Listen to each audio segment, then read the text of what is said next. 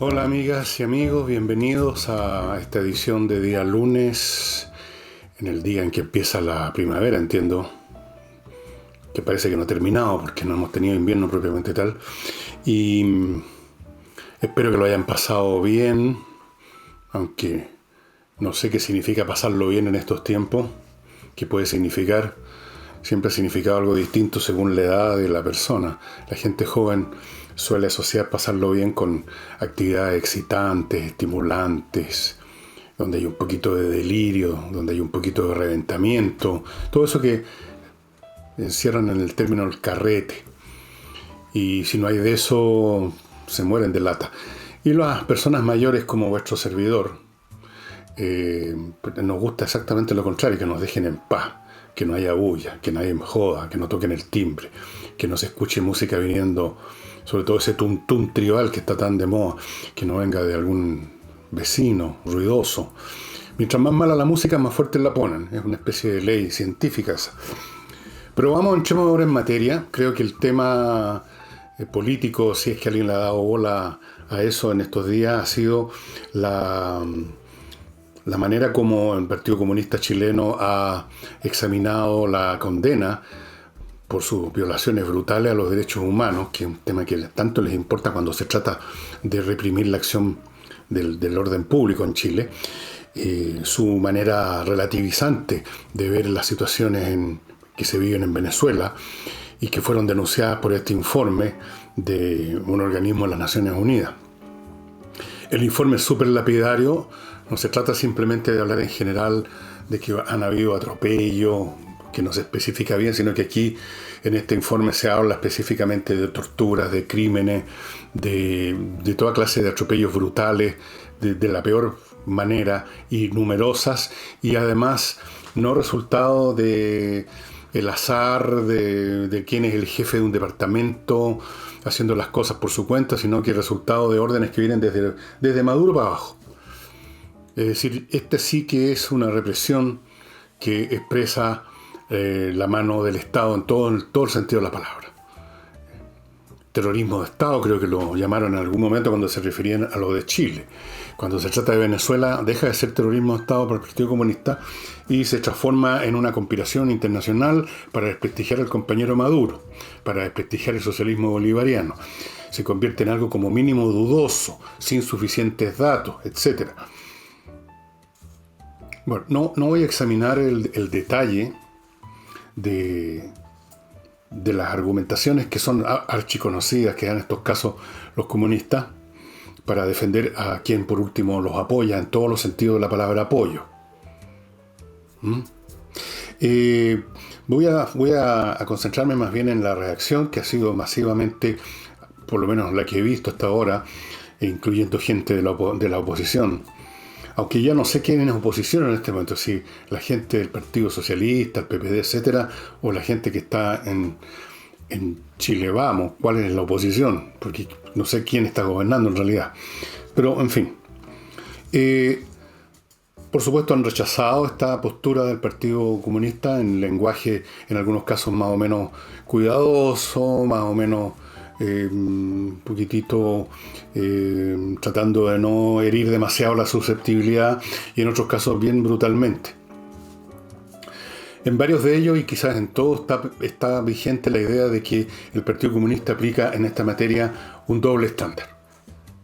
Un estándar para Chile, cuando se trata de aceptar cualquier dato que después se prueban muchas veces falsos, como ha ocurrido en montones de supuestas denuncias donde corrieron los comunistas, corrieron los socialistas, corrieron los funcionarios de derechos humanos a poner los ojos en el cielo y el grito en el cielo, y después resulta que no había nada. Pero en ese momento ellos aceptaron cualquier versión, lo que estaba diciendo doña Juanita, que andaba con una insignia del Partido Comunista.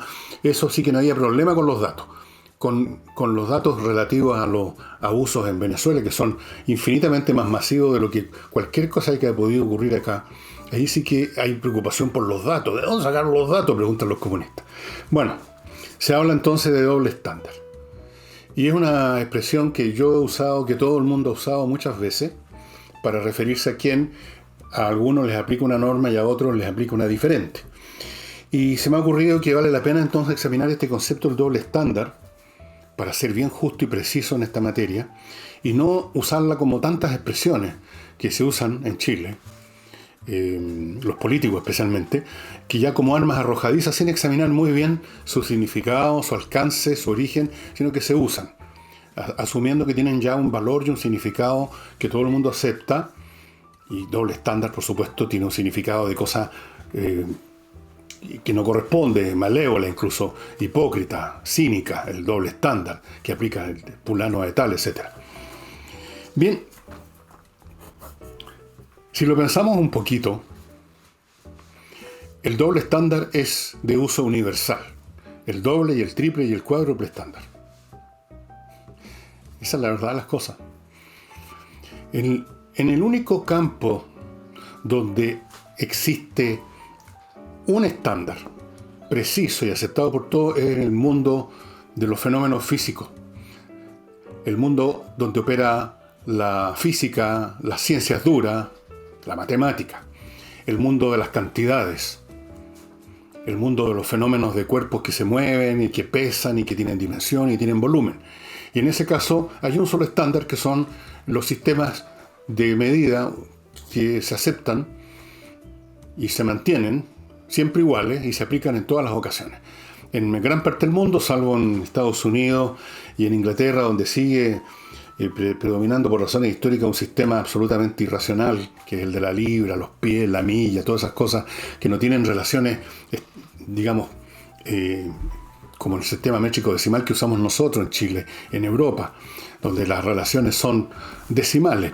Un kilo son 10 veces más que tiene 1000 gramos, que a su vez tiene 100, y así sucesivamente por múltiplos de 10. Es una manera de medir las cosas, el sistema métrico decimal que se inventó en el siglo XVIII, y en los países de origen sajón, de cultura sajona, ha sido bien dificultoso introducirlo pese a su enorme superioridad sobre el sistema tradicional de ellos. Pero aún el sistema tradicional de los países sajones, como el sistema métrico decimal, es un estándar que no cambia. Usted, si va a medir cuánto mide la altura de su niño, o si va a medir qué largo tiene su auto, ya sea que use las yardas o los metros, va a usar siempre la misma medida. Hay un estándar único para medir las cosas, porque si no, no se podría hacer absolutamente ningún cálculo. Pero en el campo de la ciencia, en los demás ámbitos de la vida, allí donde, sobre todo yéndonos directamente al punto, en los ámbitos donde las evaluaciones tienen que ver con no medir más bien, sino que evaluar, que es algo distinto, sobre la base de posturas religiosas o políticas o filosóficas de cualquier tipo. El asunto absolutamente cambia. Toda persona que tenga un sistema de creencias más o menos organizado, más o menos establecido, en función del cual evalúa el mundo, necesariamente tiene como mínimo un doble estándar. Y esto es absolutamente más claro, y lo vamos a poner de esa manera para que el argumento sea también más claro, en aquellos que se adhieren a un postulado, a una doctrina, a una agenda, en forma intensa, decidida, clara, que no son tibios feligreses o seguidores de una causa o de una manera de mirar el mundo, o que no tienen ninguna, por último, viven en la confusión. Las personas que tienen una determinada religión o visión política y la toman en serio y la conocen, son necesariamente personas con una tendencia a tener un doble estándar. Y en el caso en que esta persona que tiene una visión clara, su visión, es además, llamémoslo así, un activista, alguien que dedica buena parte de su energía, de su tiempo, a promover la causa o los propósitos de esa visión que tiene, es siempre una persona que va a aplicar el doble estándar por una razón no de maldad, de malevolencia, sino que de mera lógica. Si usted considera que determinado camino es el camino que conduce a la verdad y a la vida eterna, amén, no puede sino evaluar positivamente los hechos que conducen por ese camino y negativamente los que conducen a otro. por necesidad. Y por lo tanto, usted va a tener un doble estándar. Una actitud, una conducta realizada por alguien que pertenece a su cofradía y que por lo tanto está en el camino correcto, y que si se le perturba, si se le critica o se le condena, se perturba, se critica y se condena de forma indirecta o directa incluso ese camino, esa persona no puede evaluarse del mismo modo a otro que va en este otro camino, que hace exactamente lo mismo, pero va en el camino del mal, de la perdición. Y por lo tanto, la conducta de pongamos una conducta maliciosa, pero que está en el camino correcto, no es vista, no es evaluada del mismo modo que exactamente la misma conducta del que va por el otro camino. Y en el caso de la violencia lo vemos claramente todos los días.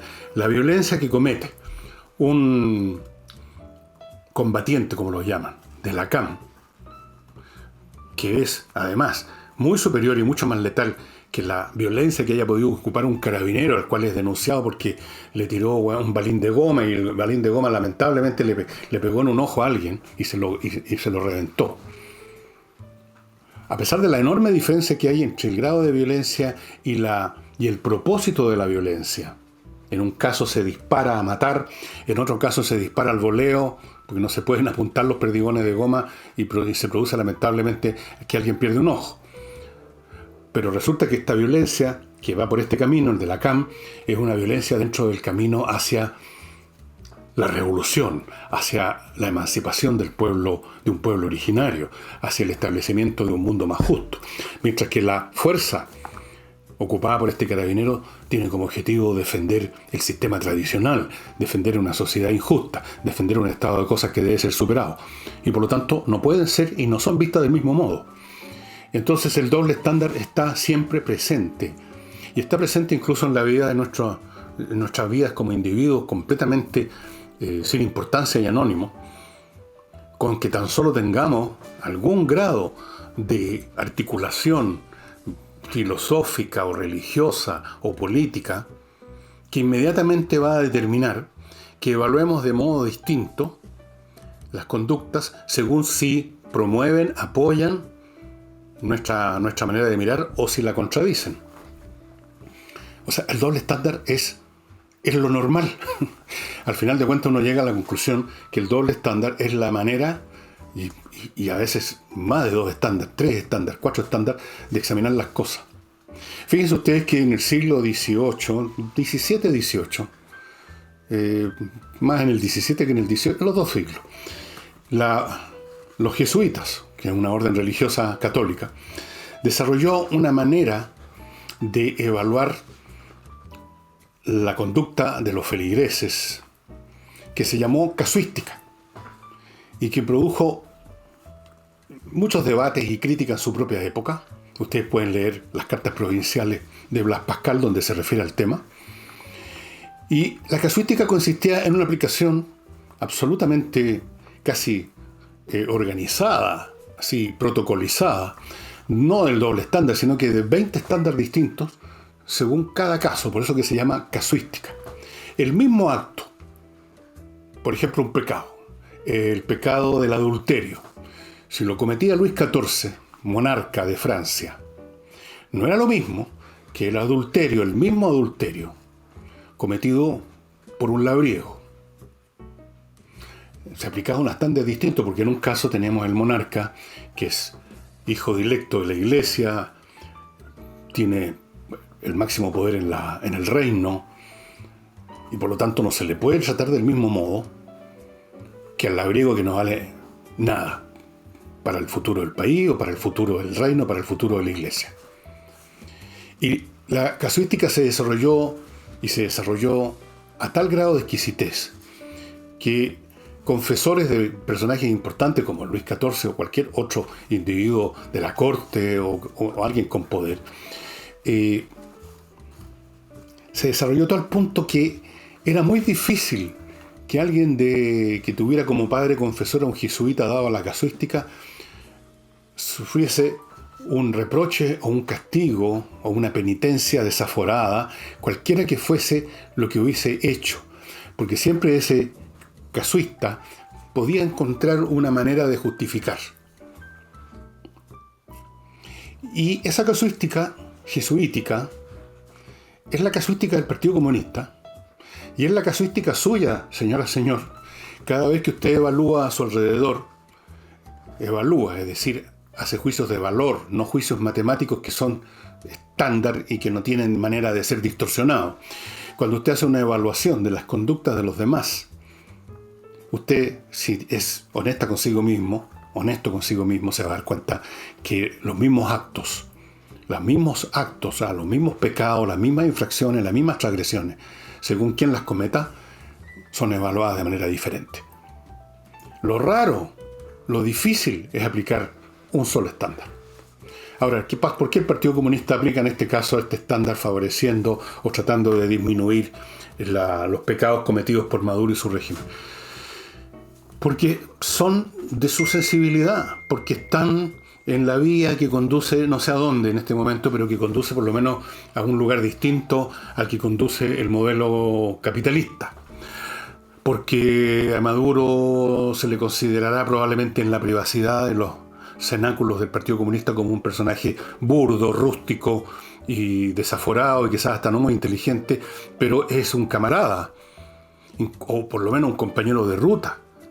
Alguien que está colaborando con Irán, que está colaborando con los cubanos. Hay una serie de elementos entonces que lo hacen ser visto sus transgresiones a los derechos humanos como distintas a las transgresiones de un carabinero que no lo conoce ni su mamá. En un caso se está deseando derribar el régimen de Piñera, se desea derribar el sistema institucional existente, se está en una revolución. Y en una revolución ustedes comprenderán que no le van a venir al Partido Comunista, que es un partido revolucionario, no le van a venir con frivolidades lógicas de que usted está aplicando un estándar para acá y otro para allá. Le dirían, y les repito una y otra vez, lo que me dijo este caballero, este joven estudiante de sociología en los años 60, primero hay que resolver la cuestión del poder. Y ante las cuestiones del poder, todos los argumentos lógicos, morales, jurídicos, no tienen importancia. Se está decidiendo desde el punto de vista de quién cree en una fe, que tiene una fe. Los comunistas tienen fe en el comunismo, así como los jesuitas tenían fe en Jesús. Cuando se tiene una fe intensa y poderosa, uno no va a ser, digamos, desviado del camino por una pendejería lógica o jurídica, que usted dijo hoy día una cosa y ayer dijo otra, cuando aquí lo que interesa es el gran proceso de la historia que lleva a una sociedad diferente. Así que yo entiendo perfectamente el pensamiento de los comunistas, no estoy diciendo que estoy de acuerdo, lo entiendo su lógica. Y es la misma lógica, además, que emplean todos los partidos de izquierda, con diferencias de grado solamente. Y esas diferencias de grado se notan incluso en las críticas que ha suscitado este manifiesto, este documento del Partido Comunista, que son más o son menos duras de acuerdo a si la posición del crítico es más o menos cercana al Partido Comunista. Yo no sé, no he visto todavía ninguna observación de alguien del Partido Socialista, pero me imagino que va a ser mucho más suave, si es que la hacen, que la que hizo un dirigente del Partido Demócrata Cristiano. Obvio. Así es que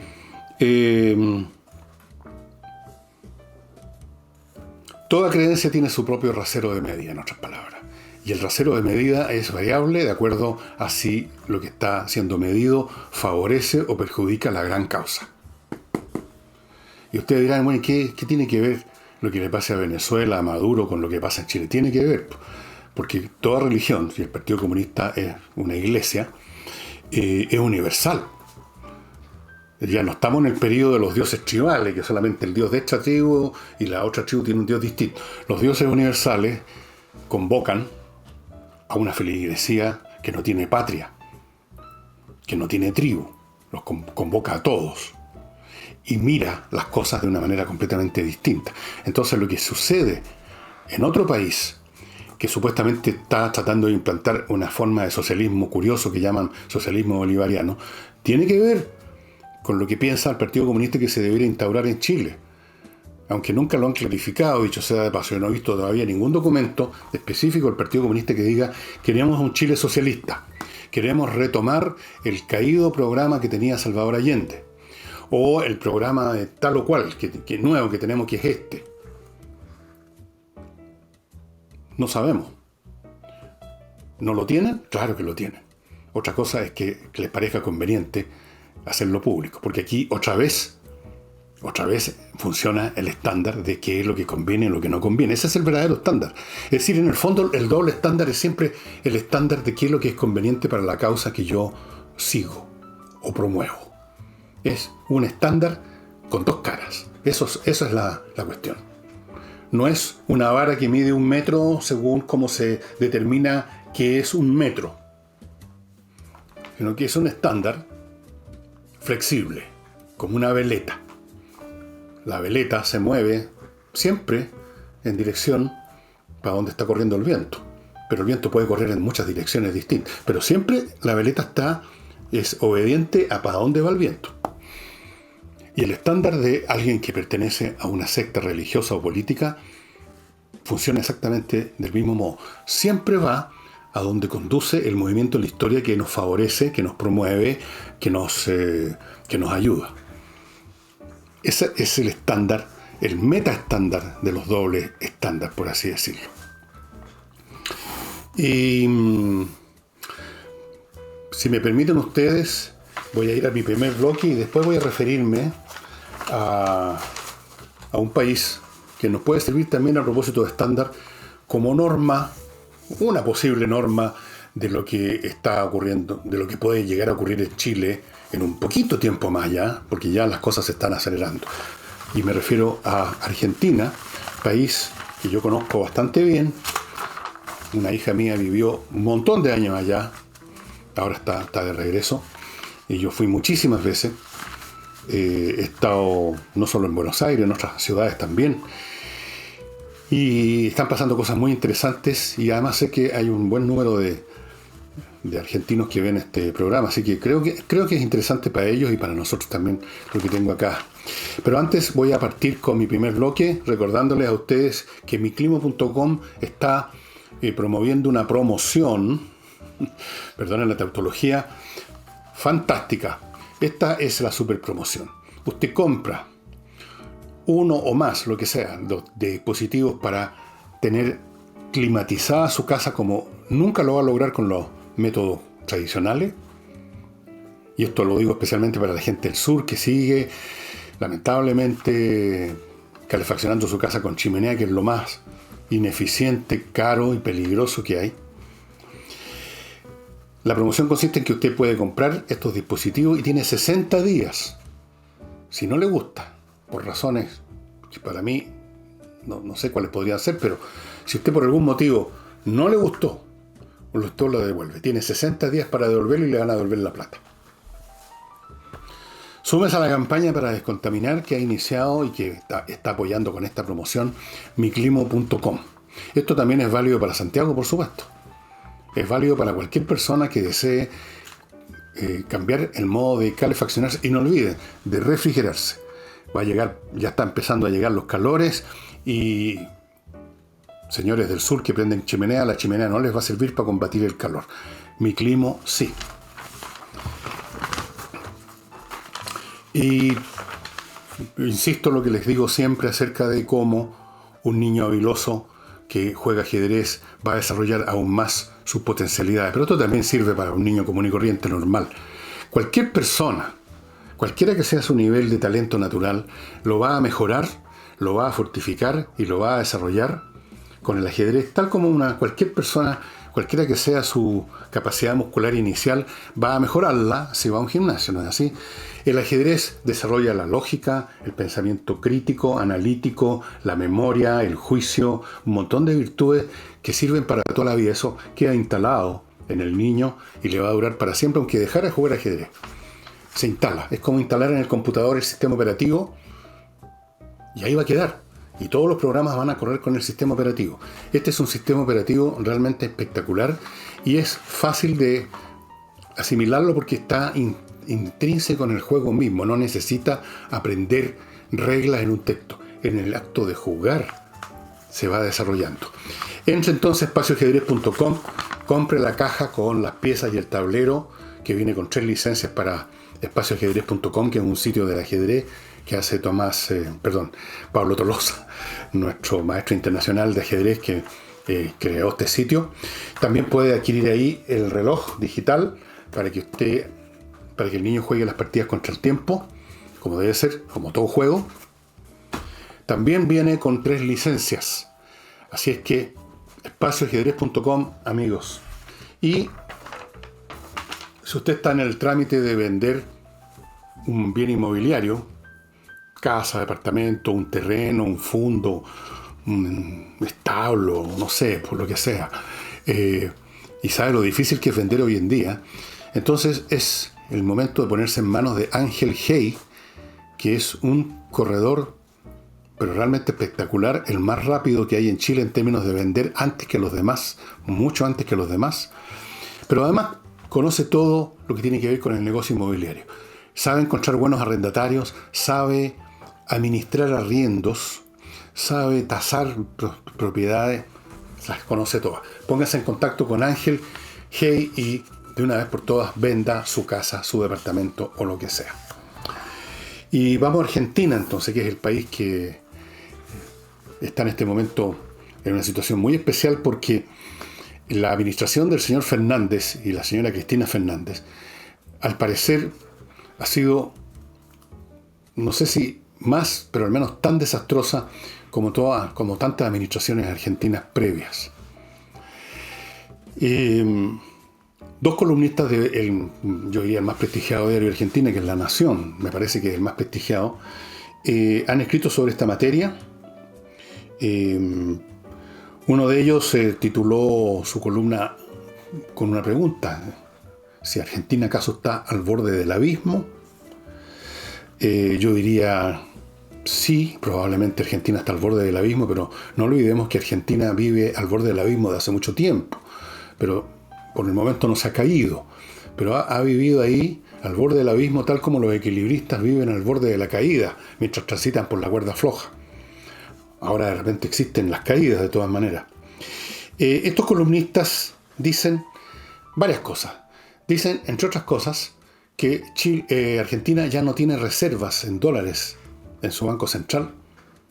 Los argentinos ya no tienen derecho, en realidad, ni siquiera para ejecutar lo que supuestamente tendrían derecho a hacer, que sacar $200 al mes. Pero ponen tantas restricciones, explica este columnista, que en la práctica no pueden. No hay dólares ya de reserva en el Banco Central de la Nación. Esto tiene una enorme consecuencia en el funcionamiento de la industria. Argentina ha perdido más de 1 millón de trabajadores en el último trimestre, 1 millón de trabajos, o sea, 1 millón de trabajadores han perdido su trabajo. Y la situación de la pandemia, de la cual en un par de ocasiones ha aparecido el señor Fernández jactándose que lo han hecho mejor que en Chile, pero parece que no. Y mientras se produce este descalabro sanitario y económico, continúa este columnista, no lo digo yo, la señora Cristina Kirchner, que está involucrada en un montón de situaciones dolosas de dinero, se dio el lujo, con el apoyo del Congreso, de destituir a 3 jueces que la iban a juzgar, porque tiene muchos casos pendientes. Con una votación, como le digo, favorable en el Congreso, donde tienen aparentemente, o tienen ya la mayoría los peronistas, aunque en el fondo los peronistas siempre tienen la mayoría porque todos los partidos argentinos casi son peronistas, salvo uno, la Unión Cívica Radical. Pero, en fin. Este columnista y otro fue acompañado por otra columnista que también escribió sobre la situación que está viviendo Argentina, quien dice que, haciendo un recuento de varias presidencias anteriores, partiendo por Frondizi, estamos hablando de un presidente de los años 60 en Argentina, si no me equivoco, 50-60, dice que Frondizi, que Menem y otros 2 o 3 que nombra, llegaron al poder haciendo alardes, por supuesto, irracionales, haciendo promesas imposibles, pero la realidad los llevó, con gusto o a disgusto, a regañadientes, a pasar de la irracionalidad a la racionalidad, o sea, hacer lo que tenía que hacerse a fin de cuentas. Y Fernández, en cambio, sería un caso extraordinario porque está pasando de la racionalidad a la irracionalidad.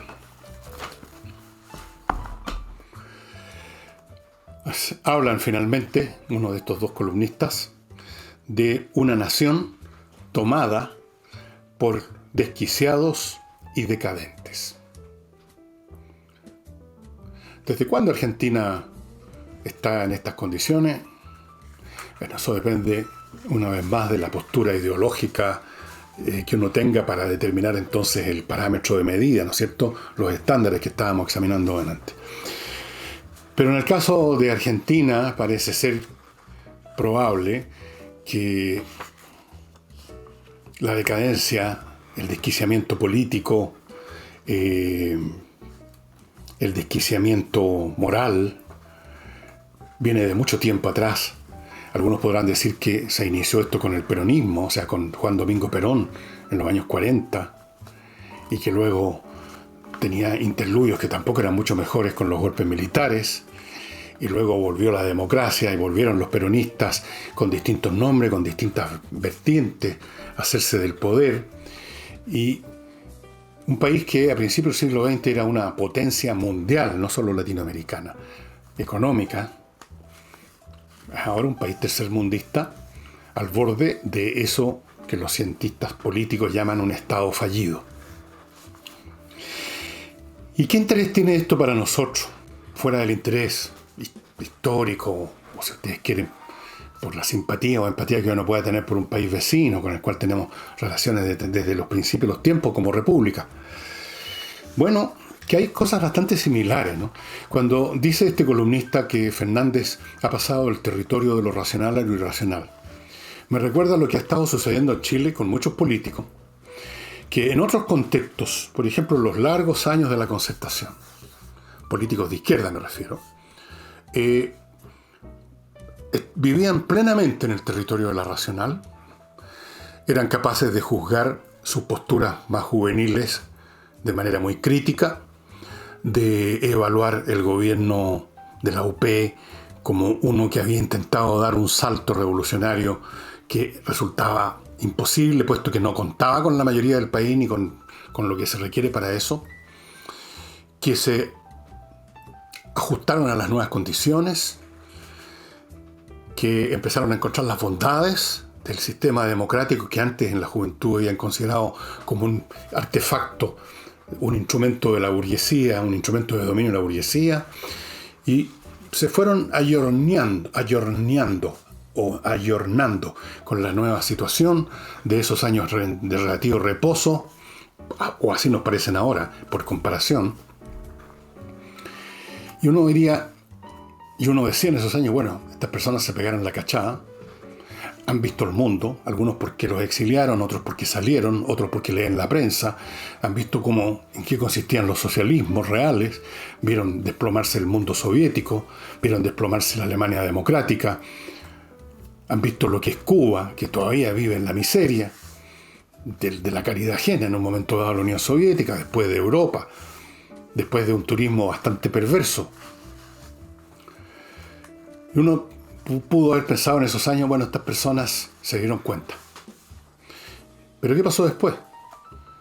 No hablemos de la nueva generación política de izquierda que naturalmente no pasó por las experiencias de estos viejos y que, como todas las nuevas generaciones, llegan convencidos de que ellos van a salvar la galaxia y que ellos tienen la verdad y que los viejos eran toda una manga de imbéciles, gagá, y que no sabían nada y que transaron con la derecha, con los militares, con todo el mundo. Ese era el discurso del Frente Amplio, como ustedes recordarán. Pero no se puede esperar mucho de gente como esa, muy joven, digamos los que daban la tónica. Se sumaron después, se subieron al carro unos cuantos vejestorios y vejestorias, pero la tónica la daban estos jóvenes que se subieron en la cresta del glamour de los movimientos estudiantiles. No, yo no me refiero a ellos, me refiero a los políticos viejos, a esos mismos políticos que ellos criticaron, estos jóvenes, como Transaquero, etcétera, pero que siguen estando ahí, siguen estando en el Congreso, siguen estando en los partidos, siguen siendo agentes del poder político en Chile. Esos mismos viejos, muchos de ellos, lo estamos viendo hacer el mismo recorrido que Fernández, de lo racional a lo irracional. Es decir, ¿qué les sucedió? ¿Acaso les vino un deterioro mental acelerado, una especie de segunda infancia política, y se pusieron idiotas y se les olvidó lo que aprendieron y volvieron a la infancia, como los viejos que ya chochean, que se ponen como niños otra vez? Esa es una explicación que seguramente es válida para algunos de ellos. Otra explicación es que han sido arrastrados por el proceso, que yo creo que es lo más probable. Han sido arrastrados por las nuevas circunstancias. Tienen miedo de oponerse a la ola. Tienen miedo de ser crucificados. Y lo hemos visto en las conductas de varios de ellos, que son bastante simbólicas, o diríamos, usando el lenguaje ciútico de ahora, emblemáticas del acomodamiento a los nuevos tiempos, en sus dichos y en sus votaciones y en sus hechos. Es decir, la ola los ha arrastrado del territorio donde estaban acomodados como en una playa, como cuando llegan esas olas que de repente pasan por encima de todo el mundo que estaba en la playa y no se habían dado ni cuenta, y se lleva las toallas y se llevan los termos. Bueno, esta ola se los ha llevado de esta playa de normalidad, de racionalidad, se los ha llevado mar adentro. Y esto está sucediendo en muchas partes del mundo como resultado de que estos movimientos, del cual yo creo que he hablado ya bastantes veces, son muy masivos, son muy potentes, y la gente que se enfrenta a esta ola, a este tsunami, la mayor parte o se pliega por un convencimiento muy oportuno, o se pliega a ese movimiento por miedo, o se pliega por conveniencia, o por todas esas cosas juntas. Y entonces se dejan llevar al territorio de la irracionalidad, porque dentro de todo, esa irracionalidad a la cual ellos como individuos se dejan arrastrar es, desde el punto de vista personal, lo único racional que pueden hacer para que no les pasen por encima. Y estamos viendo aquí gente de derecha en Chile que está haciendo eso, que ha descubierto de un día para otro que su corazón cristiano. Otros, no sé, vieron como positivo que este país fuera más pobre pero más igualitario. Los demás allá volvieron del exilio político deseosos de participar en política para achicar lo más posible el rechazo. Otros, no sé, se han dado toda clase de razones. Otros han dado largos decálogos de razones por las cuales están por una postura o por otra. Porque la ola es poderosa y el instinto de supervivencia es más fuerte. No es cierto lo que decía el Papa de que el amor es más fuerte. No, el instinto de supervivencia es lo más fuerte que hay, señor Papa. Así es que lo que está pasando en Argentina tiene otros ribetes además que son bastante interesantes. Cuando uno va a Argentina, se encuentra con un público, desde el taxista que nos lleva desde el aeropuerto al hotel, refunfuñando y rezongando contra el régimen. Y ahora estos rezongos en Argentina son masivos, son importantes. Pero ese mismo pueblo argentino que rezonga y que les pide a todos que se vayan para la casa, es el que los elige, los vuelve a elegir una y otra vez, a los mismos. Así es. Me decían, conversando esto con una persona, es que no tienen opción. Y yo les digo, sí tienen opción. Los pueblos siempre tienen opción. La opción se llama no votar. En el caso argentino. Y ya vamos a entrar al tema de la legitimidad de las votaciones. A propósito de eso, una vez que pase al tema del plebiscito que se nos viene encima. Y antes de eso sí, voy a entrar, si ustedes me lo permiten, a un segundo bloque comercial que lo voy a partir con inviertaenusa.cl, que es esta empresa que está en la web, que le permite a usted invertir ya sea en bienes inmobiliarios o en empresas sin moverse de su casa o de su oficina. Invierta en USA.cl. Tiene 3.500 franquicias para que usted escoja dónde le gustaría invertir. Tiene montones de ofertas inmobiliarias en todos los estados de Estados Unidos. Terrenos, casas, departamentos, you name it. Así es que la están dando. Fuera de eso, le pueden tramitar una cuenta corriente en un banco norteamericano en 2 semanas, para que tenga una cuenta ya. Le pueden tramitar, si usted va a invertir, le pueden tramitar la visa de residencia en su calidad de inversionista. Pueden hacer todas esas cosas y usted no se va a ver movido de su escritorio. Invierta en USA.cl.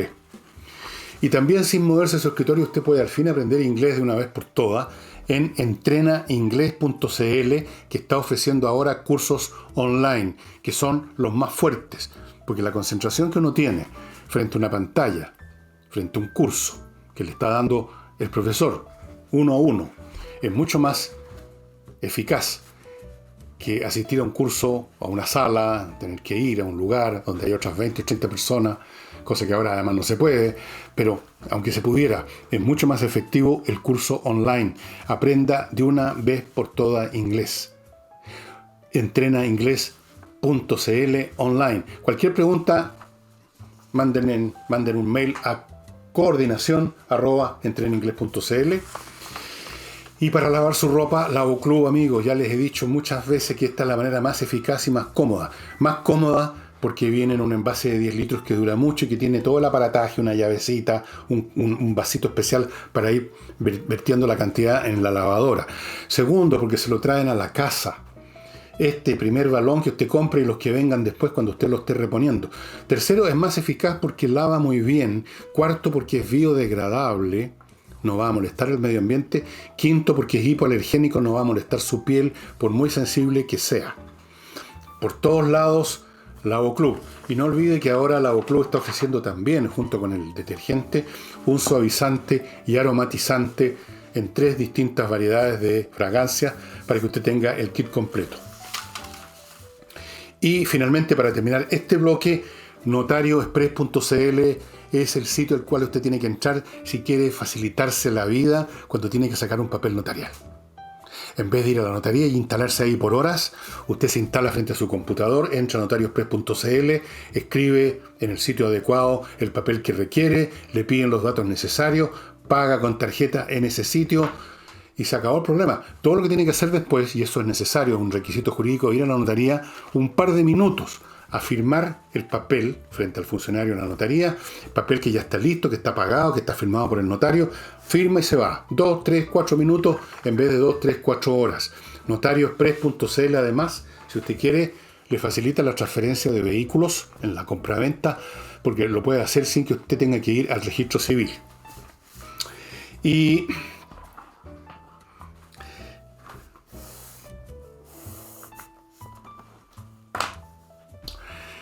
se nos viene el plebiscito y estoy viendo alguna información respecto a cómo esto se vincula con el tema de la pandemia. Hay un estudio que se hizo preguntándole a la gente si van a ir a votar, si las condiciones sanitarias son estas o aquellas. O sea, si las condiciones son mejores, son iguales o son peores. Y esto se le preguntó a distintos segmentos etarios. Gente joven, gente de mediana edad o adultos jóvenes, adultos trentones, qué sé yo, cuarentones, y gente mayor. Ahora, la gente mayor es la más reacia a ir si tienen la sensación de que se pueden contagiar porque el asunto ha aumentado, porque hay rebrotes, etcétera, o porque no ha pasado nada nuevo simplemente y tienen una sensación de que están corriendo peligro. Mientras más jóvenes, hay más decisión de ir, aunque incluso en los jóvenes hay más o menos un 21%, creo, que no va a ir a votar si la situación sanitaria les parece complicada. Ahora, esto plantea el tema de la legitimidad, estimados amigos. Se va a votar por una cuestión más importante que una elección presidencial. Se va a votar nada menos que por si mantenemos la actual constitución o iniciamos un proceso para crear otra distinta. Esa es la teoría. La otra distinta ya está en manos de la izquierda hace mucho rato. Entonces, uno esperaría, en un mundo ideal, para cualquier elección, pero sobre todo para una de esta importancia, que participara el 100%. Primera cosa, que participara el 100% del electorado. Y segundo, que la opción ganadora ganara por un margen sustantivo. Y con eso no habría ninguna duda de la legitimidad del resultado. A uno le puede gustar o no, pero dice, bueno, la gente fue a votar, la opción ganadora ganó por amplio margen y por lo tanto hay razón suficiente para que ese amplio margen determine nada menos que la Constitución de Chile. porque estamos hablando, no olvidemos, de la Constitución de Chile. Pero, ¿qué pasa si no se cumplen estas condiciones? Yo creo que todos estamos de acuerdo que en este caso extremo, que he puesto ahora del 100% y de una diferencia sustantiva, no hay ninguna duda de que es una elección legítima. Voy a ponerme ahora en el otro extremo. Si fuera a votar el 1% de los votantes, yo creo que no hay ninguna duda y todos estaremos de acuerdo en que esa elección no tiene ningún sentido. Pero ¿cuál es el número que ya le empieza a dar sentido? ¿Sería legítima una elección de cualquier cosa, pero sobre todo constitucional, donde vota el 10%? Yo creo que no, ¿no es cierto? Todavía nos parece que no es suficiente. ¿El 20%? ¿Sería suficiente el 20%? ¿Que vote el 20%? Y ese 20% no va a llevarse el 100% una sola opción. Yo creo que tampoco nos parecería suficiente. Tendríamos serias consideraciones sobre la legitimidad. Y podemos ir subiendo la cifra. ¿En qué momento, dónde se establece cuál es la cifra que ya da legitimidad a esta primera condición? A mi juicio, como mínimo el 50% más 1. 51%, por ejemplo. Pero ahora viene la segunda condición. ¿Qué pasa si la opción ganadora gana por un margen no tan grande? Voy a ponerles un ejemplo, que incluso sobrepasa estos umbrales bajos. Supongamos que en nuestra elección plebiscitaria de octubre, el contingente que va a votar, y voy a usar una cifra bastante realista, es aproximadamente el 60% del universo de personas con derecho a voto. 60%. Y supongamos que una de las alternativas gana por una cierta diferencia importante, pero no mayúscula. Gana con un 60%. Votó el 60% del electorado y de ese 60%, el 60% se inclinó por la opción X. ¿Qué significa esto?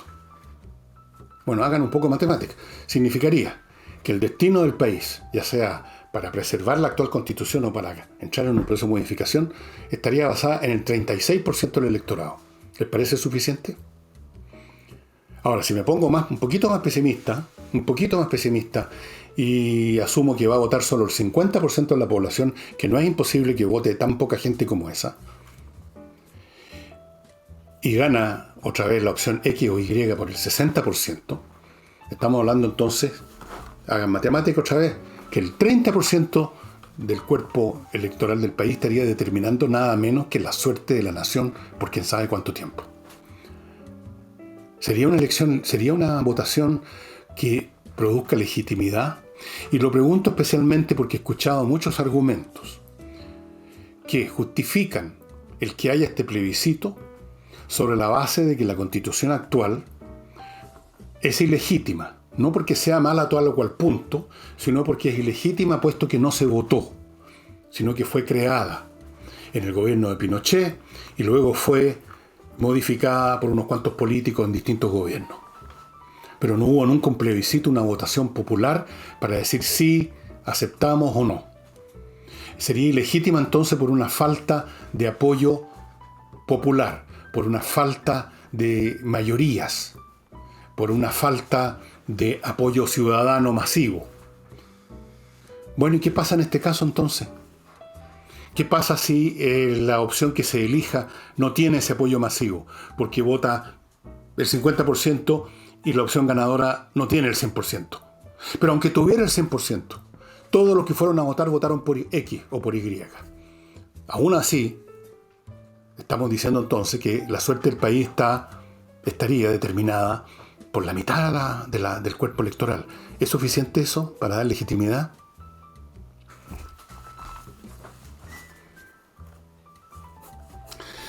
A mí me parece que si la situación sanitaria, en la mente del público, no digo en la realidad sanitaria, sino que en la mente del público, no ha mejorado lo suficiente como para que asista a la votación una cantidad sustantiva, y no estoy diciendo el 100%, no soy realista, no soy soñador, pero por lo menos un 70 y tantos %. Si no asiste eso, yo creo que la votación pierde gran parte de la legitimidad que supuestamente se está buscando. Si todo gira alrededor de la legitimidad.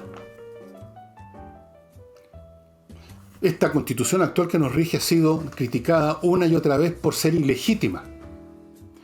Y la próxima, si es que hay una nueva constitución, al ser votada en un plebiscito y luego desarrollada por el pueblo, por la participación del pueblo primero en una elección plebiscitaria y luego en el proceso de crearla, sería eso lo que lo haría legítima, la participación de los ciudadanos. ¿Qué pasa si los ciudadanos no participan ni siquiera en el número suficiente en el plebiscito inicial? ¿Qué pasa con la legitimidad entonces? Por todo lo cual, dado que yo no creo que en un mes más el público chileno vaya a convencerse de que está todo, que no hay ningún problema en ir a votar o que hay muy poco, yo creo que este plebiscito se debiera postergar. Yo sé que he dicho antes que hay que hacerlo una vez por todas, pero yo cambio mi pensamiento a medida que cambien las circunstancias. No me quedo pegado en un raciocinio. Y al ver estas cifras de este estudio, y al ver la enorme cantidad de gente que no va a ir a votar si no se sienten casi totalmente seguros, entonces, bueno, significa que estaríamos dejando la suerte del país a no solamente un porcentaje menor del suficiente para darle peso a la votación, sino que a un porcentaje que incluye solo a un segmento de la población de Chile. Porque ese porcentaje insuficiente no sería al menos representativo de toda la población, sino que sería más bien representativo del estamento más juvenil. O sea, estaríamos dejando la suerte de Chile en manos de gente muy joven y en un número insuficiente. A mí no me parece que eso dé legitimidad a ninguna de las dos opciones. No puede ser. Estamos hablando de un plebiscito, y si acaso el plebiscito va a abrir un proceso que va a tomar 2 años, si estamos hablando entonces no de elegir al tiro una nueva constitución, sino que de iniciar un proceso, 2 años. Si se puede esperar 2 años un proceso, si se puede el país dar el tiempo para estar 2 años llevando a cabo la elaboración supuestamente de una constitución nueva, ¿por qué no podemos postergar 2 meses este plebiscito, otros 2 meses más?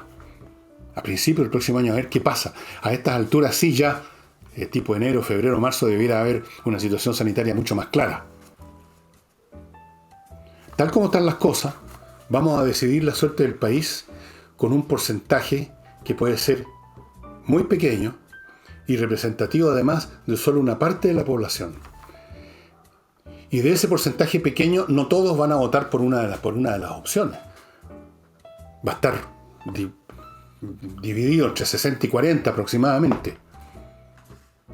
Y entonces significa que ese 60% ganador va a ser el 60% de quizás el 40%, del 50%, y entonces al final del día la suerte del país la están decidiendo un determinado segmento etario que representa solo la tercera parte del cuerpo electoral. No me parece que eso ofrece legitimidad, y de luego, desde el punto de vista práctico, no me parece que eso ofrezca lo que los políticos que insisten en este plebiscito, que insistieron desde el primer día, andaban buscando, es decir, una solidez constitucional, una solidez de legitimidad que permita avanzar con un terreno más firme para el futuro.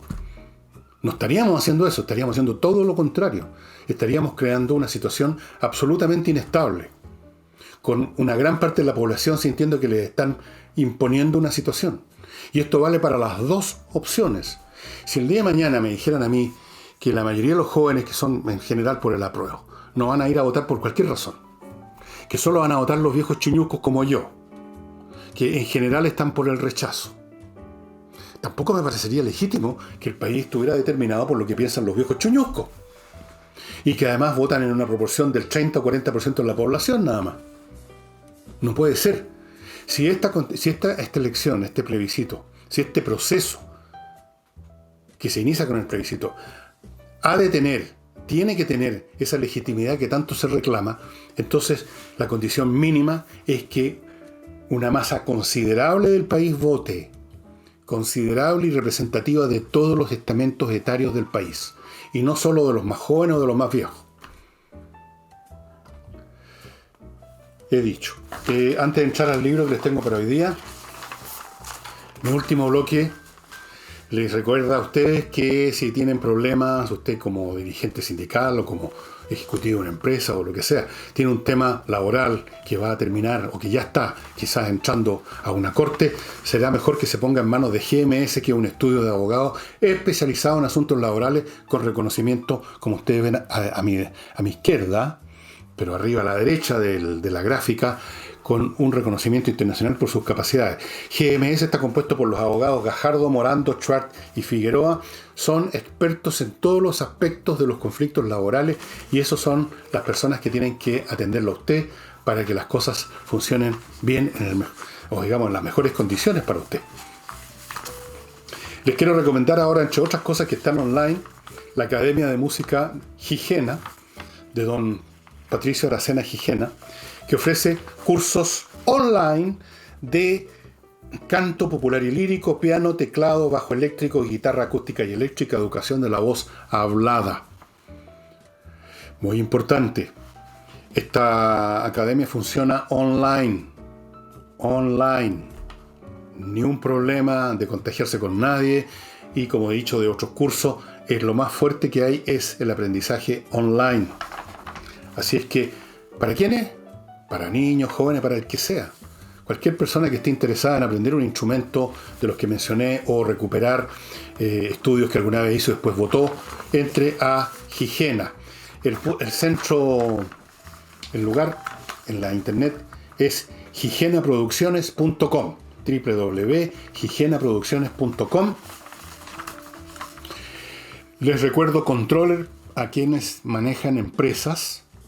Son ejecutivos o dueños de una empresa y tienen, como seguramente han tenido más de una vez o pueden tener, problemas de gestión en su área administrativa, con las cotizaciones, los pagos, con las contabilidades, las auditorías, todas esas cosas. Bueno, amigos míos, existe una empresa que se llama Controller, creada por expertos, contadores, auditores que trabajaron 20 años en empresas internacionales y que van a asesorarlo para que esa sección que funciona ahí más o menos nomás, funcione a nivel óptimo. Ellos tienen planes para examinar y recomendar, y a veces si quiere usted hacerse cargo de esa sección de su empresa, tienen planes para empresas pequeñas, medianas o grandes, planes para todo. Ahí están los datos, póngase en contacto con ellos. ¿Qué pierde? Nada. En 5 o 10 minutos puede cambiar todo el futuro de su empresa. Y no olvide, amigos, que si usted tiene millas acumuladas por viajes que hizo hace ya mucho tiempo y que se van a ir en cualquier momento, si es que no se han ido ya, ojalá que no, pero si le quedan millas acumuladas en la línea aérea X, Y o Z, entre a kmmillas.cl porque se las van a comprar. Véndalas y conviértalas en plata antes que se conviertan en nada. kmmillas.cl. Y eso era lo que tenía aquí. Esto de la legitimidad me parece a mí que es súper importante. Yo dije y repito, hagamos esto de una vez por todas en un programa, me acuerdo haberlo dicho así expresamente, salgamos de esto, gane el que gane y asumamos el resultado y tratemos de abuenarnos con el resultado, de hacer las cosas lo mejor posible, todo eso. Pero cuando he visto estas cifras respecto a la cantidad enorme de gente que está pensando seriamente en no asistir por el tema de la pandemia, entonces, considerando que todo gira alrededor de la legitimidad, y la legitimidad consiste en gran parte en cuánta gente participa en esta cuestión y cuánta es la ventaja que una opción le obtiene a otra. Porque incluso voy a ponerme en otro caso. Pongamos que asiste el 100% de las personas a votar y el resultado es 50 y 50. ¿Qué hace el país? ¿Tira una moneda al aire? Es demasiado importante lo que está en juego como para que no agotemos todos los medios necesarios para asegurarnos una alta participación y que la opción ganadora, espero, tenga suficiente ventaja como para que uno diga, ok, eso es lo que el país quiere y en fin, hay que tomarlo si nos guste o no. Pero si tenemos poca participación y poca ventaja, nos vamos a encontrar con esta simple multiplicación, si es cuestión que ustedes apliquen aquí aritmética elemental. ¿Cuánta gente va a votar y qué porcentaje de esa gente que va a votar votó por X o Y? Y por lo tanto, ¿cuánto porcentaje representa esa gente de la opción ganadora con respecto al universo completo de votantes? Que en el fondo es el universo completo de ciudadanos. Si no hay suficientes garantías de salud para que tengamos una asistencia mínima del 65 a 70% del electorado, yo creo que la elección pierde legitimidad y no vamos a resolver ningún problema. Y el libro que les quiero recomendar, o el autor más bien, no necesariamente esta edición, es un personaje muy cascarrabia, un pensador británico, irlandés me parece que se llama Thomas Carlyle. Tiene varios libros muy interesantes. Uno sobre la Revolución Francesa, escrito con un iracundio y con una pasión tremenda. Es más un panfleto que un libro, pero un extraordinario panfleto en todo caso. Y tiene este otro que se llama Los Héroes, Tratado de los Héroes, que está en esta edición de esta editorial que yo les he mostrado libros antes, obras maestras, una estupenda editorial que ya probablemente ni existe, que ha publicado obras clásicas de todos los tiempos, qué sé yo, los diálogos de Platón, las comedias de Terencio, obras de Cicerón, Historia General de las Indias, El arte de amar y la metamorfosis de las comedias de Plauto, en fin, muchas cosas, y entre otros, Los Héroes. Este es un hombre que le da una importancia fundamental en el desarrollo de la historia, en el curso de la historia humana, a la acción, el pensamiento de los grandes hombres. O sea, este hombre está al extremo opuesto, podríamos decir, del pensamiento marxista o incluso histórico tradicional, que más bien tiende a ver procesos impersonales, procesos que poco menos que no tienen nada que ver con nosotros, lo cual es absurdo. Carlyle va al otro extremo y parte diciendo esto en su libro, en su primera disertación. Dice: nos hemos propuesto tratar aquí, en corto espacio de tiempo, de los grandes hombres, su modo de presentarse en el tráfago del mundo, cómo se han configurado a sí mismos en nuestra historia, qué ideas se han formado los hombres acerca de ellos, cuál ha sido su obra. Nos referimos pues a los héroes, a la acogida de que han sido objeto y a lo que han realizado, a lo que yo llamo el culto de los héroes y lo heroico en el trato humano. Con harta evidencia se verá que el asunto es muy vasto, en realidad ilimitable, dilatado como la misma historia universal, porque a mi entender, la historia universal, la historia de lo que los hombres han realizado en este mundo es, en lo esencial, la historia de los grandes hombres que han actuado en él. Estos grandes son los conductores de hombres, los modeladores, los ejemplares, y en un sentido lato, los creadores de todo cuanto el común de la gente se han propuesto hacer o lograr. Todo lo que vemos persistir de lo realizado en el mundo es propiamente el resultado material exterior, la realización práctica y corpórea de los pensamientos que recibieron en los grandes hombres enviados al mundo. El alma de toda la historia del mundo, podemos decirlo con toda razón, ha sido la historia de estos hombres. Esta teoría de Carlyle fue refutada burlescamente y con todos los tonos 100 millones de veces, pero tiene un grano de verdad absoluto. Aquí hemos conversado sobre la importancia de las ideas, que finalmente los hombres actúan sobre la base de qué es lo que los persuade que debe hacerse con respecto a cualquier tema. Pero esas ideas que los persuaden han sido inventadas por alguien. Ahí aparecen estos personajes que Carlyle llama héroes. Quizás debió haber usado otro término menos grandioso y habría sido más aceptable su teoría. Es evidente que las cosas parten con alguien que piensa algo, pero esa idea en sí misma, por sí sola, y lo que haga el hombre que la inventó con ella no es suficiente, claro está. Es cuando se transforma en un movimiento, se transforma en una ideología, en una religión, lo que hace la diferencia. Vean el caso del cristianismo. Si Cristo simplemente se muere y no pasa gran cosa después de él, no hay cristianismo.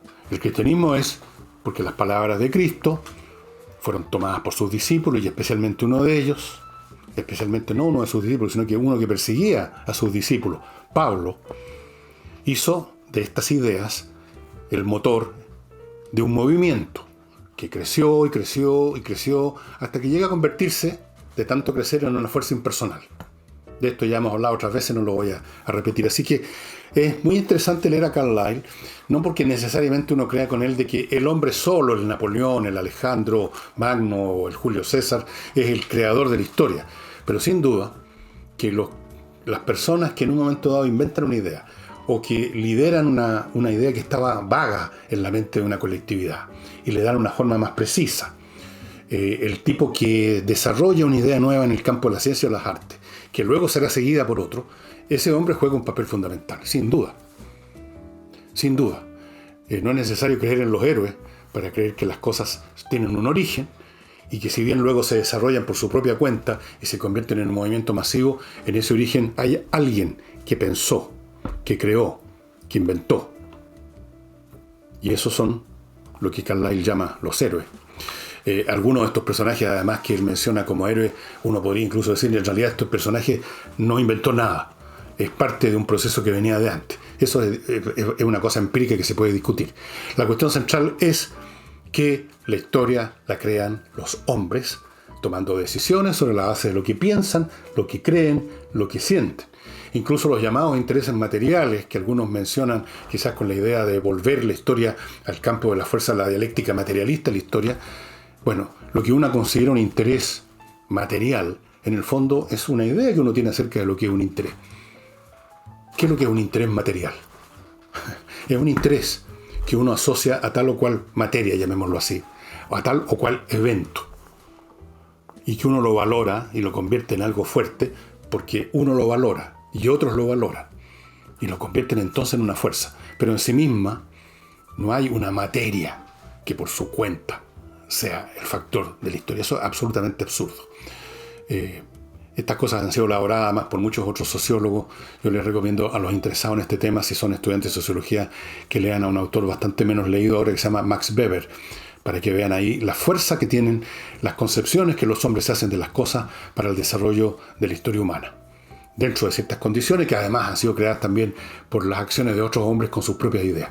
Y eso sería todo. Creo que me alargué más que suficiente. Bueno, volvimos a las andadas, estamos como siempre haciendo ahora el programa. No me voy a tomar otros 2 días de descanso. Me quedé tentado de seguir, pero no lo voy a hacer. Y eso sería todo por hoy. Muchas gracias, hasta mañana.